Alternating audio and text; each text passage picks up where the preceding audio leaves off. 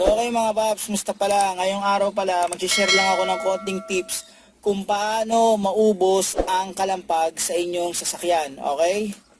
So ganito mga paps, itong mga tips na sasabihin ko, ito yung pinaka-simple at pinaka-basic na pwede nyo gawin para maubos yung kalampag o lagutok sa inyong sasakyan. So ganito yan mga paps, una yung gagawin, basic na basic, kung gusto nyong malaman yung kalampag o lagutok, yung pinanggagalingan nito, kung madadala nyo yung sasakyan sa mga service center o sa mga talyer na merong lifter, mas mainam dalhin nyo ron. So gagawin nila doon, iaangat yung sasakyan tapos pa-inspect nyo yung pinaka bushing at mga ball joint. Yung mga basic muna, visual inspection muna. So bushing, ball joint, saka i-check rin, baka mamaya may maluwag na tornilyo lang, okay? So may lifter, check lahat ng pangilalim. Yun ang pinaka basic. Sunod na pwede niyang gawin mga paps, kapag ite-test drive niyo yung sasakyan, wag sa high speed, wag sa expressway. Mas madalas lumalabas ang lagutok at kalampag kapag slow speed. Mas mainam i-drive niyo yan sa mga rough road, sa mga malulubak, sa humps, or kung posible, yung lugar na may mga tawag rito, graba. Okay, so may mga area, may mga parking na may graba, dun nyo i-drive yan. Sigurado mga paps, lalabas ang lagutok, lalo na pag nag-drive kayo sa may mga graba. So dito tayo sa susunod mga paps. Sa tingin ko ito, nadi-disregard natin to. Pero isa ito sa pinaka-effective way para malaman yung kalampag nyo. Kapag magpaparehistro kayo, meron tinatawag na yung LTO test, yung PMVIC na tinatawag. Isa sa mga test doon yung suspension check. Obserbahan nyo mga paps, kapag dumaan na yung sasakyan doon sa merong suspension check, yung merong dalawang plate, tas andun yung gulong, tas gaganon-ganon, magwiwigil yan. Sigurado mga paps, kapag may kalampag o matinding sira yung sasakyan yung pangilalim niya sa bandang harap, maririnig nyo yun. Kasi ang nangyayari doon, nagbabibrate or nag-up and down yung mabilis. Sigurado maririnig nyo yung kalampag. Doon pa lang nalalaman nyo kung saan side ng sasakyan may kalampag, o sa kaliwa or sa kanan. Gumaganon yun mga paps, mabilis yun.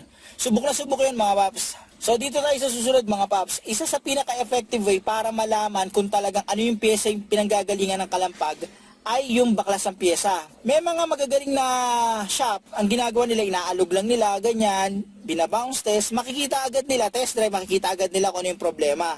Pero isa sa mga siguradong way, baklas ng pyesa. Ang pinakamagandang sample ko rito mga paps, shock absorber.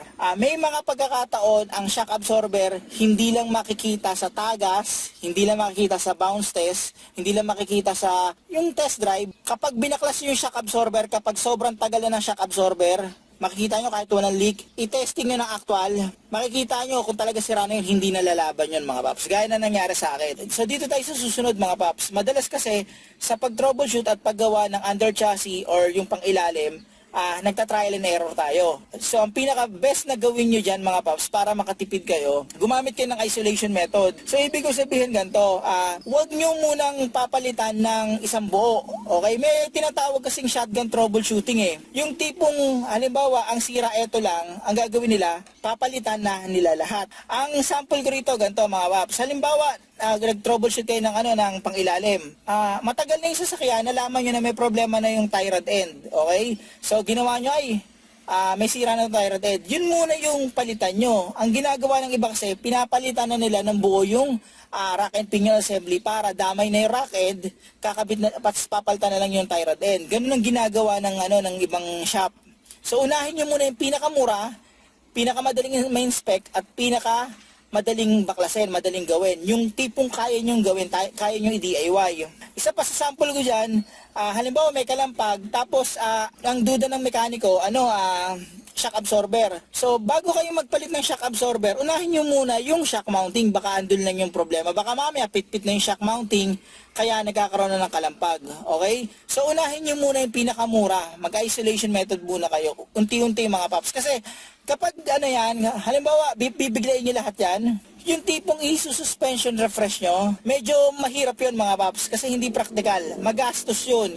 Imagine nyo, papalitan nyo ng buo yung buong rack and pinion assembly, papalitan nyo ng buo yung pinaka lower suspension arm, yung palang sira lang bushing lang pala or ball joint, di ba? papalitan nyo ng buo, pwede namang isa-isa lang. Sa shock absorber naman, yung palang sira ay hindi shock absorber, ang sira pala ay shock mounting. Nakuha nyo yung mga paps, yung point ko ron. So unti-unti lang, mag-isolation method kayo. Huwag nyong bibiglain kasi napakagastos yung suspension parts mga paps. Napakagastos talaga yan. So mga paps, hanggang dito na lang yung video ko. Sana kahit paano itong video na to nakatulong to kung paano ubusin yung mga kalampag or lugutok sa inyong sasakyan, okay? Paano mga paps, maraming salamat sa inyo.